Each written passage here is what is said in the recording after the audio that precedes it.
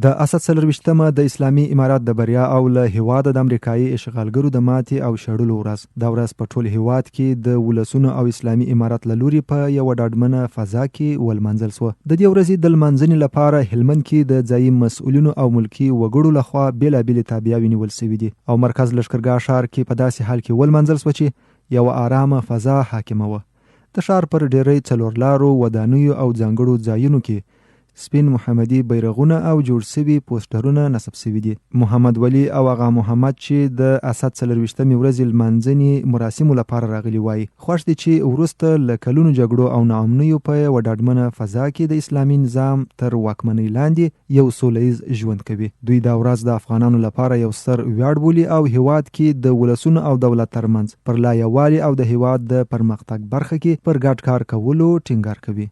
الحمدلله چې دا هر څه ورک سول، هر سر په امان سو.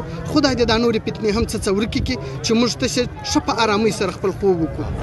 ولس او نظام ته خو نو پکار دغه دي چې یو د بل ملاتړ وکړي، ځکه چې د حکومت ملاتړ تر شا ولس نو حکومت به ډېر مخته رواني او کچيري حکومت د ولس د حکومت ملاتړ ونه لري نو یو بل به څنګه سره وپیژنو موږ.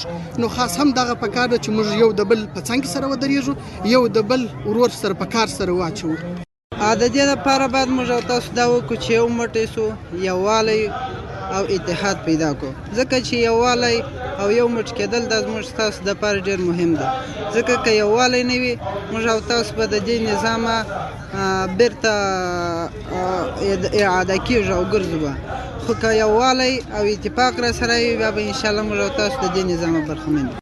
بل خوا د لښکرګاه ښار اوسیدونکي قاري شمس الله او محمد عباس د اسد 24مې ورځې په پار د امنیتي ځواکونو لخوا د امنیتي تدابیرو او نظم د ټینګښت څخه خوښي څرګندوي او دغه راز د ولسونو غواړي د دې پرتمینې ورځې شکر ادا کړي او د اسلامي امارات همکاري وکړي. موږ لا تر هغو زیات چمتووالی حیث د هغو نیولی دی چې مثال موږ ته ډېر خوند راکوي.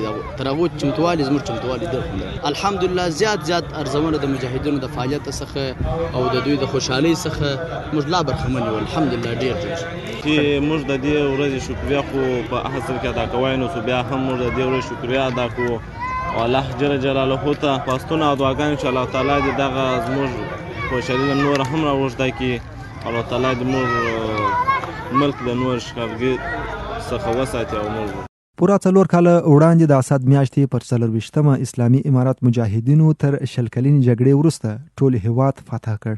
امریکایي اشغالګرو او ملګرو ته ماتې ورکړه او په افغانستان کې یو اسلامي نظام حاکم شو.